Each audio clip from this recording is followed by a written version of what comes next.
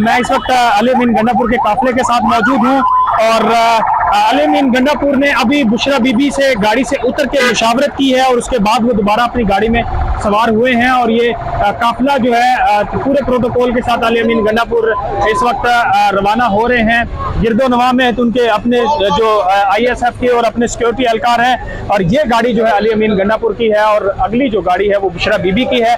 दोनों में मुशावरत हुई है। 0 पॉइंट का मकाम तहरीक इंसाफ इस वक्त क्रॉस कर चुकी है और तहरीक इंसाफ का जो जितने भी काफिले हैं इस वक्त श्रीनगर हाईवे से 0 पॉइंट तक एक बड़ी तादाद है लोगों की। हर तरफ हमें लोग दिखाई दे रहे हैं, फुली चार्ज है। और दूसरी तरफ अगर हम डी चौक और रेड जोन की बात करें तो वहाँ की सिक्योरिटी बढ़ाई गई है, वहाँ पे नफरी तैनात ज्यादा कर दी गई है और जो जितने भी जो एहतजाजी मुजाहिरीन है उनका ये कहना है तहरीक इंसाफ के रहनुमाओं का कि ये डी चौक अपनी आज मंजिल जो है वहाँ लाजमी पहुंचेंगे।